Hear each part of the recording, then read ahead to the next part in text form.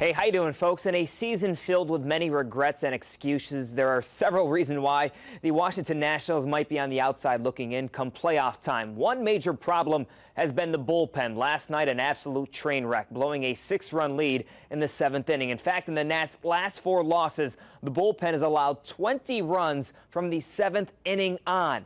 Yeah, that's a problem, and some foreshadowing for tonight. Washington wrapping up their series with the division-leading New York Mets. Bottom of the first, Bryce Harper leaving the park, a solo home run, number 36 on the season. The Nats have the early lead. 7th inning, starter Steven Strasburg dialed in, 13 strikeouts on the night. Next inning, game now tied at 2. The Nationals bullpen does it again. Drew Storen serves one up. Yoenis Cespedes takes it out. Another self-inflicted wound by the Nats pen. Unbelievable, folks. Washington swept away by the Mets, falling 5-3. The Phillies opening a new series against the Braves. Top of the 4th, tied at 1. Christian Betancourt smacks a solo home run. Atlanta goes on top 2-1. Later in the frame, bases loaded. Freddie Freeman with a 2 RBI base hit. The Braves extend their lead. 8th inning, 2 on for Michael Bourne. Triples off the base of the wall. 2 more runs cross the plate. The Phillies lose to Atlanta 8-1.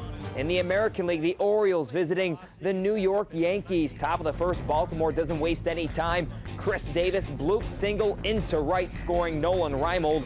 8th inning, game tied at 3. Steve Pearce showing off the power. A solo home run into the Baltimore bullpen. The Orioles back out in front. Top 9, 2 on for Chris Davis. Look at this. Lines one over the head of Carlos Beltran in right field.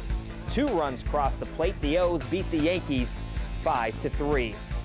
While the Baltimore Ravens open the season in Denver on Sunday afternoon, they won't be back in Charm City for the first round of Monday morning quarterbacking. Instead, they'll fly to California to prepare for their Week 2 game in Oakland. It's a routine they'll repeat in Week 6 and 7 when they face the Niners and Cardinals on the road in back-to-back weeks. They also play in Pittsburgh on a Thursday night in Week 4, which makes 5 road games in the first 7 weeks of the year. Head coach John Harbaugh knows it's a tough road ahead, but his team will be ready.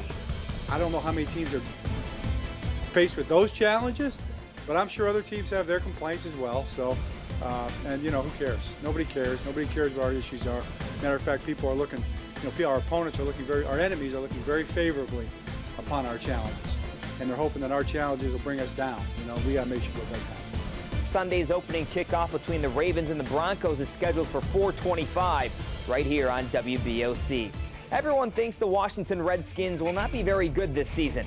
In a lot of preseason power rankings, you can find the Skins dead last. It's certainly not a good way to start the regular season, but hey, games must still be played. Kirk Cousins is the new starting quarterback in Washington. Head coach Jay Gruden says Kirk will be just fine under center.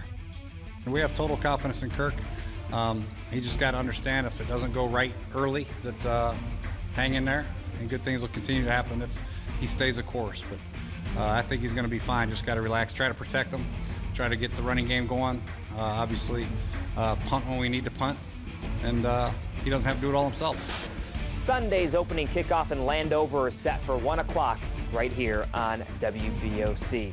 The first week of the high school football season on Delmarva certainly did not disappoint. A few results in the Bayside Conference have shaken up our power rankings entering the second week of the season. Remember, this week the Henlopen Conference joins the fun with their opening week games. Ken Island remains at number 5. The Bucks took care of business at home against Colonel Richardson. Friday is their first road test at Elkton. Queen Anne's drops to number 4. The Lions blew an 11-point fourth quarter lead to Kent County last week.